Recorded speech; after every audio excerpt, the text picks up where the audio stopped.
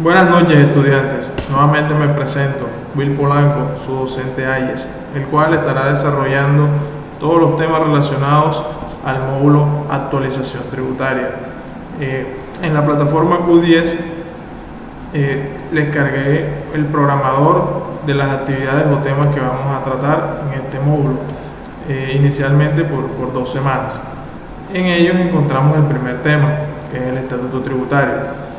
También les mandé un video al grupo de WhatsApp en donde pues les mostré el libro para que ustedes vayan familiarizándose con él, ¿sí? Vieron de pronto la cantidad de información que tiene y los que desean continuar profesionalmente es de muy buen uso. Este estatuto tributario en la calle se le conoce como la Biblia del contador. Entonces pues ahí pues trabajamos con él y bueno, el estatuto tributario, señores. ¿Qué es el estatuto tributario? El estatuto tributario es el conjunto de normas que regulan la mayoría de los aspectos formales y sustanciales del recaudo de impuestos en Colombia, que corresponde al decreto 624 de 1989. En otras palabras, jóvenes, el decreto 624 trajo consigo el estatuto tributario, es decir, apareció en el año 89 en Colombia. ¿Y qué pasa? Que aquí en este libro, como ustedes lo vieron, tiene diferente normatividad que regulan los diferentes impuestos. Entonces, este estatuto tributario se divide en ¿qué? Se divide o se clasifica en 8 grandes libros. El libro 1, impuestos de renta y complementario, es decir, que en este libro se explica la normativa que regula a este impuesto. Déjenme aquí escondo esto y seguimos. El libro 2, retenciones en la fuente. Libro 3, impuestos sobre las ventas. Bueno, un énfasis en este libro 2, que es retención en la fuente, que como ustedes bien lo saben, la retención en la fuente no es un impuesto, es un anticipo de unos impuestos. ¿Cuáles? El de renta y complementarios, el de IVA, ¿sí? Y el de industria y comercio. Entonces, la retención en la fuente, a pesar de que no es un impuesto, este estatuto trae unas normatividad, unas normas, ¿sí?, que lo regulan. Entonces, este tema lo estaremos tocando más adelante, ¿sí?, de igual forma al impuesto sobre las ventas. ¿Qué pasa? Que también en este estatuto ahí aparece impuesto unificado bajo el régimen simple de tributación simple.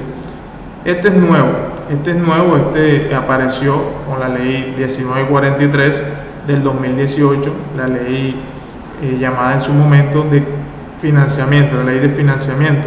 Pero ¿qué pasa? Como ustedes saben, esta ley se declaró inexequible por la Corte Constitucional, por el Congreso, la declaró inexequible, ¿sí?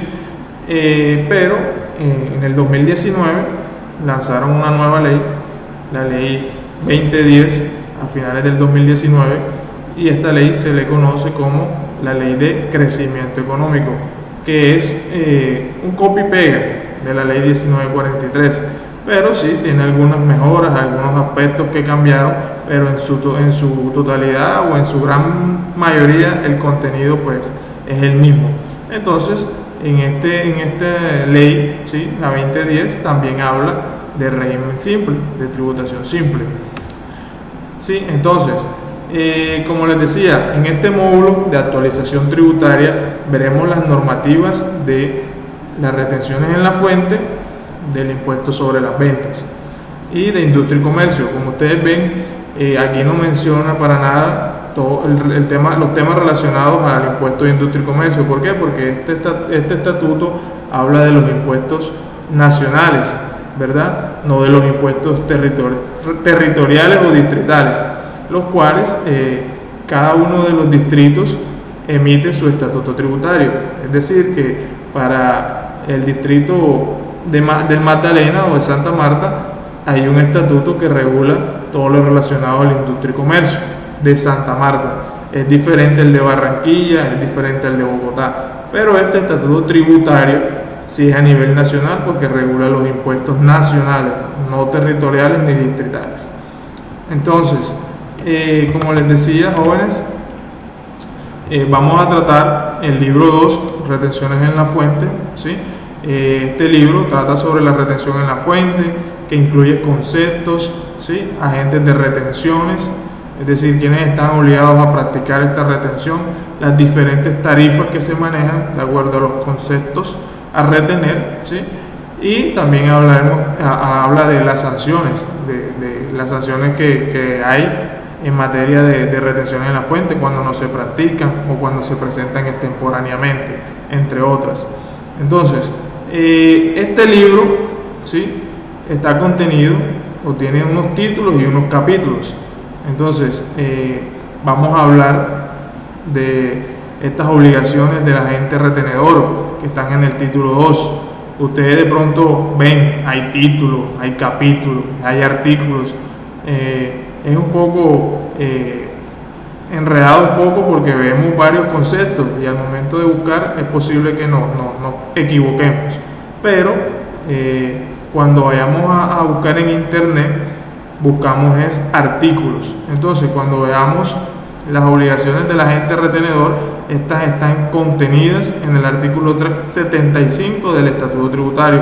Otra cosa, cuando ustedes estén haciendo lecturas, encontrarán la sigla ET, quiere decir Estatuto Tributario, ¿verdad? Porque simplifican la palabra.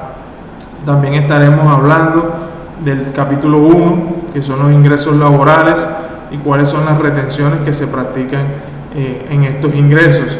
Hay diferentes tablas. Ese artículo 383 es una tabla en donde hay una forma de calcular o de llegar a esa base gravable para practicar la retención en la fuente por ingresos laborales. También estaremos hablando del capítulo 3, honorarios, comisiones, servicios y arrendamientos. Estos están a partir del artículo 392 del Estatuto Tributario. Veremos las diferentes tarifas y tasas que se practican en cada uno de estos conceptos, la forma en cómo se contabilizan y tanto al momento de la retención y al momento del pago. Hablaremos también del capítulo 6, que son los otros ingresos tributarios. Ahí están contenidas lo que son las compras de bienes. Están a partir del artículo 401 del Estatuto Tributario. De igual forma, también trataremos el libro número 3, que es donde se contiene toda la normativa legal que regula el impuesto sobre las ventas, también conocido como IVA, impuesto al valor agregado. Hablaremos aquí también, decimos que este libro está contenido también de un título 1, hecho generador del impuesto, o sea, ¿qué genera este impuesto? ¿Sí? También hablaremos de la causación del impuesto, es decir, en qué momento se causa. Una cosa es causar y otra cosa es pagar. Entonces ahí miraremos la diferencia de estos dos conceptos, ¿sí? También estaremos viendo la base gravable de este impuesto, porque hay unas actividades que tienen una base gravable especial. También estaremos hablando cuáles son estas actividades o este tipo de empresas que manejan estas bases especiales, y también estaremos tocando las diferentes tarifas. Recuerden que la tarifa general del IVA es del 19%. También les recuerdo, antes hablábamos de una tarifa general del 16%.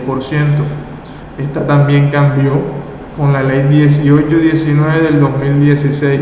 Apareció la tarifa del 19%, la cual fue cambiada por su querido presidente Juan Manuel Santos, si no me equivoco. Estaremos viendo también cuáles son los bienes exentos. Estaremos viendo en este libro o en este impuesto sobre las ventas, hablaremos de cuáles son los bienes exentos, bienes excluidos, bienes gravados. Miraremos las diferencias entre estos tres conceptos y aprenderemos también a contabilizar este impuesto. Y también estaremos diligenciando el formulario 300, que es donde se diligencia la información a presentar de este impuesto. El formulario de retención en la fuente es el 350. Entonces estaremos viendo cuáles son los formularios, cómo se diligencia, y de acuerdo a todos estos conceptos que hemos tratado estaremos trabajando. Entonces, muchachos, otra cosita también, ahí habla de régimen simplificado. De pronto los que están leyendo, están comenzando a leer, este régimen simplificado ya también cambió de denominación. Ahora se le conoce como régimen no responsable de IVA. Este también se cambió en la ley 1943, porque como apareció el régimen simple, entonces le cambiaron este régimen simplificado a régimen no responsable de IVA. ¿Por qué? Porque tenía como similitud el nombre, a simple y simplificado. Entonces es posible de que generaría ahí diferencias o podrían ocasionar equivocaciones, por decirlo así.